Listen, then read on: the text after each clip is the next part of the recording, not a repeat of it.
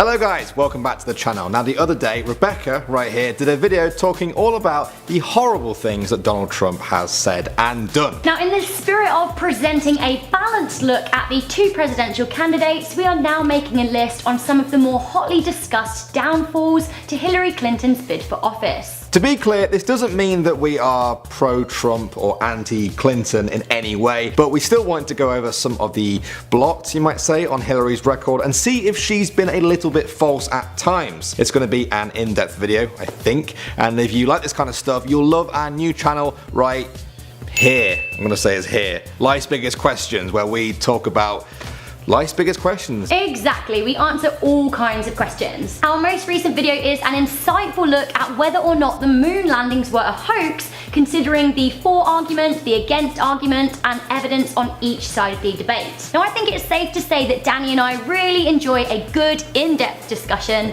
so let's get right into this one, shall we? Okay, so let's start off with probably the most talked about scandal in Hillary Clinton's bid for presidency. In at number 10, we of course have the email scandal. Okay, so quick summary. While Clinton was Secretary of State, she sent and received emails using a personal email account and server. This is something pretty much everyone has done at work at some time in their life, but when you're Secretary of State, you need to be a bit more careful. This is because if any classified information is sent over a less secure server, it is at a greater risk of interception from spies who could use it to attack the United States. Now obviously, this is a worst case scenario, and that actually didn't happen. Clinton sent and received a total of 30,490 emails, which were handed to the State Department in December 2014. 3 of these 30,000 plus emails contained classified markings, although they weren't marked properly as such. Clinton made a congressional testimony saying, "I had not sent classified material nor received anything marked as classified." Following that, FBI Director James Comey said,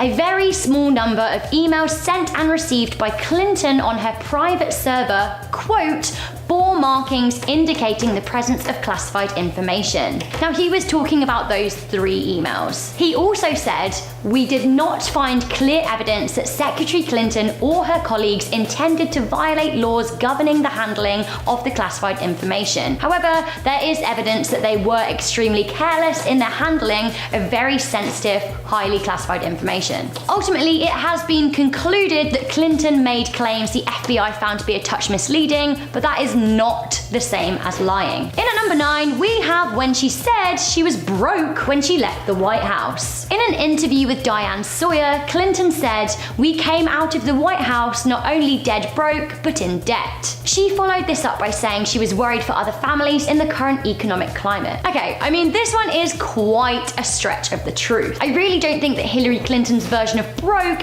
is quite the same as ours. Some people out there in America and the rest of the world are literally living on the breadline or below. While it is true that the Clintons were in debt when they left the White House, they did have millions of dollars in assets. It is true that the Clintons did have to work hard to get out of debt, but at the same time, they had the ability to command a high wage from the get-go. Hillary charges hundreds of thousands of dollars per speech, and her memoir, Living History, made the pair over $2 million in 2001. The Clintons' version of broke is struggling to pay off debt while funding several family members' houses, their daughter's pricey education, and a better-than-average lifestyle. On her comments in an interview with Fusion TV, she said, "I regret it. It was inartful. It was accurate, but we are so successful and we are so blessed by the success we've had, and my husband has worked incredibly hard." Alright, coming in at number 8 now. Hillary said that she was named after Sir Edmund Hillary. In April 95, she visited Nepal, home of Mount Everest, where she met the first person to ever climb that mountain, Sir Edmund Hillary. She told him and the reporters there that her mother, Dorothy Rodham, had read an article about Edmund Hillary's great mountain exploits and had named Hillary after him. Only small problem was Hillary Clinton was already 5 years old when Edmund Hillary climbed Mount Everest in 1953 and then rose to fame. There was no mention of him before that year in any major American newspapers, including the Chicago Tribune of Chicago, where Hillary was from. This led Snopes, the investigation team, to conclude that this story was almost certainly a bit of fiction invented for political expediency. Moving on to number 7 now. Hillary claimed that all 4 of her grandparents were immigrants to America. Now, a quick look into her ancestry shows that this simply wasn't true. Only one of her grandparents was born outside of the USA, her paternal grandfather, who was born in England. Now, if you go back one generation before that, 7 out of her 8 great-grandparents were immigrants, but yeah, that's not grandparents. I understand her trying to relate to immigrants, but you gotta stick to the facts. In at number 6, we have Hillary Clinton's support of gay marriage. In her 2016 presidential campaign, Hillary has made it pretty clear that she stands for LGBTQ rights, and that is absolutely fantastic. Trump, on the other hand, has been far sketchier with his support. Hillary may now consider herself a progressive when it comes to gay rights, but has she always been that way? Well, no. Up until 2013, it seemed that Hillary was not entirely pro same-sex marriage. Her husband even signed the 1996 Defense of Marriage Act that prevented federal government from recognizing gay marriage. When she was senator in 2004, she said, "I believe marriage is not just a bond, but a sacred bond between a man and a woman." But now, as she hopes to be elected president, she is very supportive. She even tweeted her pride at the Supreme Court ruling in 2015.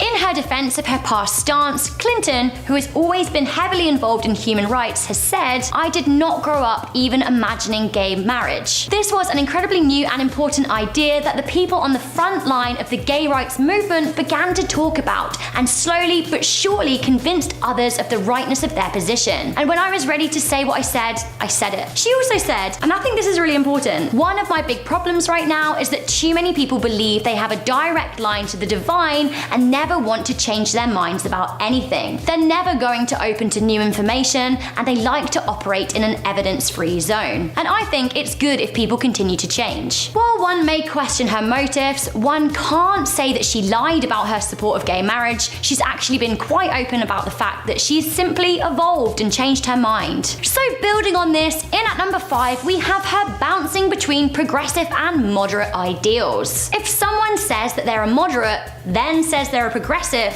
they were lying at some point, right? Well, that is what many Clinton critics have said. On the one hand, in her career spanning several decades, Clinton has promoted fracking, supported the Wall Street bailout, she hasn't ruled against raising the Social Security retirement age, she has supported the death penalty, she has supported the war in Iraq, she also supported the US Patriot Act and supported the Defense of Marriage Act. Moderate Hillary Clinton is a Clinton many Americans have seen in action and can certainly be said of her time as First Lady and her time in the Senate. However, we also know that her political views have shifted to the more progressive side, along with the rest of the Democratic Party as a whole. It is 2016, and Clinton now considers herself a, quote, progressive who gets things done. Hillary herself has said that she has evolved and would worry for those that didn't feel like they could change their mind. Let's all hope, though, that her change of heart really does come from the heart, and that what she says and believes is actually what she believes, and isn't a political ploy to secure more votes. Alright, next up at number 4, Hillary Clinton claimed she was under sniper fire when she wasn't. In 2008, during her last presidential campaign, she recalled a trip she made to Bosnia in the wake of the Bosnian War back in 1996. She said that she landed there under sniper fire, that there was supposed to be some kind of greeting ceremony at the airport, but instead they had to run to their vehicles to get to their base out of harm's way. Except that's not what happened at all, and there is video proof of it. CBS caught the whole thing on film, and when Hillary made her false claims of ducking under sniper bullets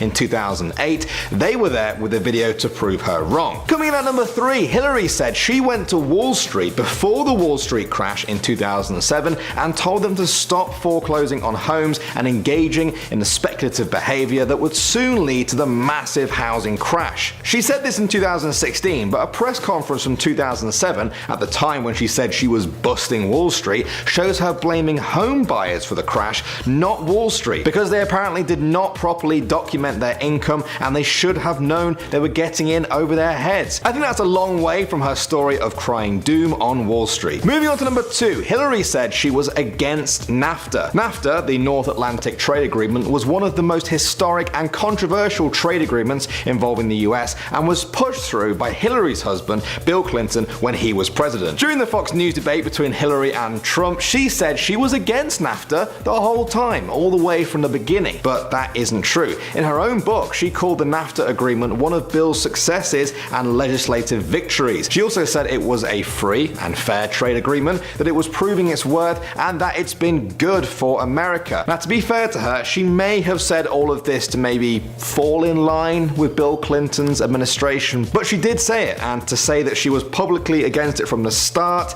is a little bit deceitful. Okay, so in at number 1, we need to talk about Benghazi. In the limited time that we have, let's just try and cover this. On September the 11th, 2012, 2 coordinated attacks against the United States government facilities took place in the Libyan city of Benghazi. In these attacks, 4 US citizens died and 10 other people were wounded. US Ambassador to Libya Christopher Stevens, US Foreign Service Information Management Officer Sean Smith, and CIA contractors Glenn Doherty and Tyrone Woods lost their lives. To be clear, these were planned terrorist attacks, and they were originally downplayed by President Obama and Secretary of State Hillary Clinton. They painted them more to be opportunistic attacks at the very beginning. Now, this is what people agree on. Where people are divided is that some say, and these people are mainly partisan comments from Republicans, that Clinton and Obama had a vested interest in downplaying the attacks, as they came at a time that Obama was campaigning for re-election. They say the President and the Secretary of State are guilty of covering up criminal negligence. Now,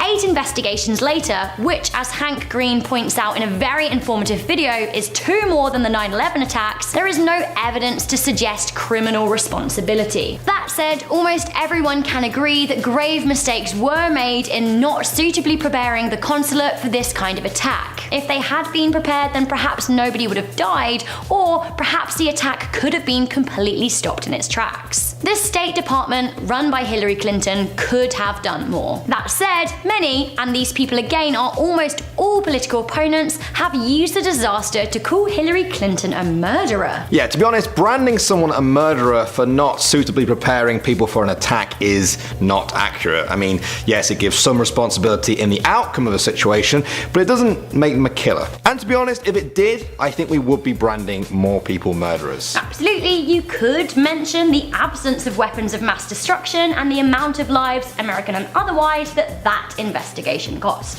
Instead, it's best to admit fault for mistakes and then learn from them. Hillary has made mistakes, she's not perfect. In a career so extensive, this is probably to be expected. Yeah, I think let's be honest, politicians lie.